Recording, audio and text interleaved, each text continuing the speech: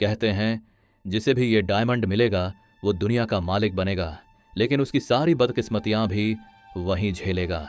सिर्फ भगवान या कोई औरत ही इसे बिना सजा के पहन सकती है।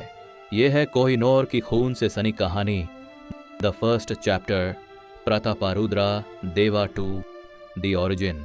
हमारी कहानी शुरू होती है डेक्कन की धरती से, गोलकोंडा की गहराई वाली माइंस में।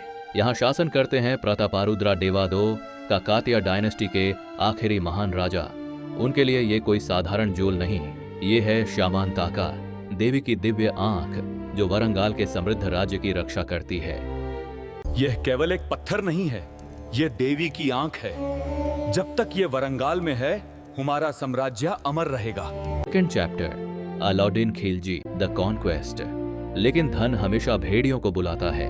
उत्तर दिशा से आता है दिल्ली का सुल्तान अलाउद्दीन खिलजी। उसका जनरल मालिक काफूर दक्षिण पर हमला करता है और वरंगाल के खजाने लूट लेता है। खिलजी के लिए ये डायमंड कोई पवित्र रत्न नहीं, ये उसकी एब्सोल्यूट डोमिनेंस का सिंबल है। मैं अलाउद्दीन खिलजी हूँ, सल्तनत दिल्ली का सुल्तान, और मुझे दुनिया की हर बेहतरीन चीज चाहिए। ये हैरा मैंने जुंग में जीता है। The third chapter, Babur the arrival. साम्राज्य उठते हैं और गिरते हैं। 2 सदियां बाद सेंट्रल एशिया से एक योद्धा कवि पानीपाट की मैदानों पर उतरता है। बाबर, पहला मुगल एम्परर। जीत की धूल में उसके हाथ में है वो रत्न जिसके बारे में कहा जाता है कि इससे पूरी दुनिया को 2.5 दिन तक खाना खिलाया जा सकता है। मैं हूँ बाबर, मुगल सल्तनत का पहला बादशाह, और इससे बाबर का हैरा कहते हैं। ये हैरा मेरे लिए हिंदुस्तान की फातेह है। The fourth chapter, Shah Jahan the opulence. Mughal युग में ये डायमंड अपने गोल्डन एज पर पहुंचता है। शाहजहान, वो आर्किटेक्ट किंग जिसने ताजमहल बनाया, एक ऐसा थ्रोन सोचता है जो आसमान को टक्कर दे सके। वो बनवाते हैं मशहूर पीकॉक थ्रोन, जिसके बीचों बीच कोहिनूर को उस क्राउन ज्यूल की तरह रखा गया, दिल्ली की शान में चमकता हुआ। मैं हूं शाहजहान, मेरा तख्त अधूरा है इसके बिना। ये नौर, ये रोशनी। The fifth chapter, Nader Shah. Mughal साम्राज्य की चमक अब फीकी पड़ने लगी है।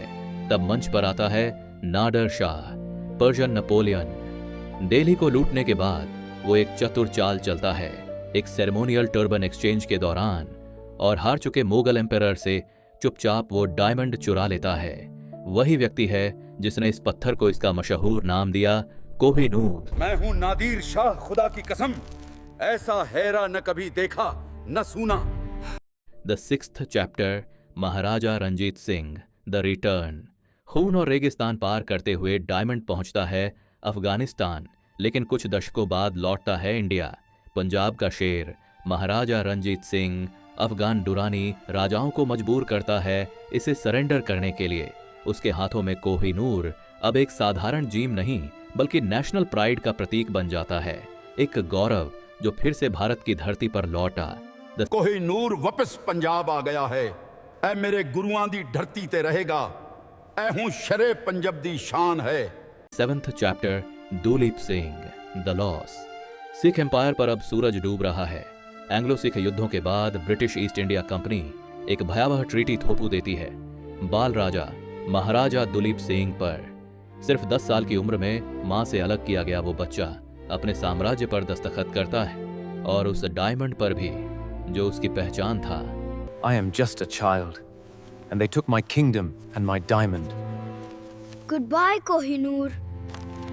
8th chapter, queen Victoria the crown. समुद्रों की काली लहरें पार कर डायमंड पहुंचता है इंग्लैंड। वहां उसे दोबारा काटा जाता है, आकार छोटा करके उसकी चमक बढ़ाई जाती है, और फिर उसे क्वीन विक्टोरिया को भेंट किया जाता है। वो पत्थर जिसने कभी साम्राज्य बनाए थे अब टावर ऑफ लंदन में सजा है, अपनी जन्मभूमि से बहुत बहुत दूर। It has traveled a long and bloody road to get here, but now it rests with us. The last chapter, the legacy. एक देवी के मंदिर से लेकर एक रानी के ताज तक कोहिनूर अब सोया है, लेकिन इतिहास कभी सच में खत्म नहीं होता।